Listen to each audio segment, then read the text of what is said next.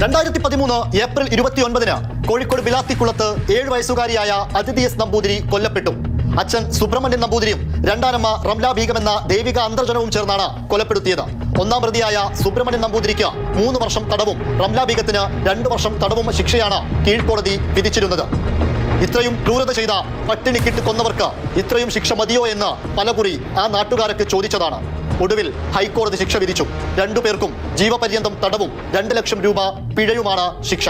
സുബ്രഹ്മണ്യൻ നമ്പൂതിരിയുടെ ആദ്യ ഭാര്യ റോഡപകടത്തിൽ മരിച്ചതാണ്. അതിൽ തന്നെ ദുരൂഹതകൾ പറയുന്നുമുണ്ട്. അതിനുശേഷമാണ് ദേവികാന്തർജനം എന്ന റംല ബീഗത്തെ വിവാഹം കഴിച്ചത്. ഇരുവരും ചേർന്ന് കുട്ടിയെ അതിക്രൂരമായി മർദ്ദിക്കുന്നുണ്ടായിരുന്നു. തിളപ്പിച്ച വെള്ളം സ്വകാര്യ ഭാഗത്തൊഴിച്ച് പൊള്ളിപ്പിച്ചു. ഒരുപാട് കാലം പട്ടിണി കിട്ടും. 10 വയസ്സുള്ള സഹോദരൻ അരുണിനും സമാന അനുഭവങ്ങൾ ഉണ്ടായിട്ടുണ്ട്. എന്നാൽ ഏപ്രിൽ 29 കുട്ടി മരണപ്പെട്ടു. കുട്ടി മരണപ്പെട്ടതോടെ ആദ്യം കൊണ്ടുപോകുന്നത് കോഴിക്കോട് നഗരത്തിലെ സ്വകാര്യ ആശുപത്രിയിലേക്കാണ്. അവിടെ നിന്ന് പ്രാഥമിക പരിശോധനകൾ നടത്തിയ ശേഷം കോഴിക്കോട് മെഡിക്കൽ കോളേജിലേക്ക് കൊണ്ടുപോകാൻ പറഞ്ഞു. കോഴിക്കോട് മെഡിക്കൽ കോളേജിൽ വെച്ച് ഡോക്ടർമാർ മരണം സ്ഥിരീകരിച്ചു. എന്നാൽ പോസ്റ്റ്മോർട്ടം റിപ്പോർട്ട് പുറത്തു വന്നപ്പോഴാണ് ക്രൂരതയുടെ ആഴവും വ്യാപ്തിയും മനസ്സിലാകുന്നത്. കുട്ടിയുടെ ശരീരത്തിലുണ്ടായിരുന്നത് 19 മുറിവുകളാണ്. അതുമാത്രവുമല്ല, സ്വകാര്യ ഭാഗത്ത് പൊള്ളിച്ചതായിട്ടുള്ള പാടുകളും ഉണ്ടായിരുന്നു.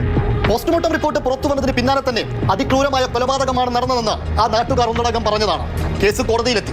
എന്നാൽ കോടതിക്ക് മുൻപിൽ പ്രോസിക്യൂഷന് അത് കൊലക്കുറ്റമാണെന്ന് തെളിയിക്കാൻ കഴിഞ്ഞില്ല. പിന്നാലെയാണ് കോടതി ചെറിയ ശിക്ഷ വിധിച്ച് അവരെ വെറുതെ വിട്ടത്. എന്നാൽ വീണ്ടും നിയമ നടപടികളുമായിട്ട് സർക്കാർ മുന്നോട്ട് പോയി അപ്പീൽ നൽകി. 10 വയസ്സുകാരനായ അരുണിന്റെ മൊഴി അവിടെ നിർണായകമാവുകയും ചെയ്തു. ഹൈക്കോടതിയിൽ തനിക്കും സമാന അനുഭവങ്ങൾ ഉണ്ടായിട്ടുണ്ടെന്നും തന്റെ അനിയത്തിയെ അതിക്രൂരമായി മർദ്ദിക്കാറുണ്ടെന്നും സാക്ഷിമൊഴി നൽകുകയും ചെയ്തു.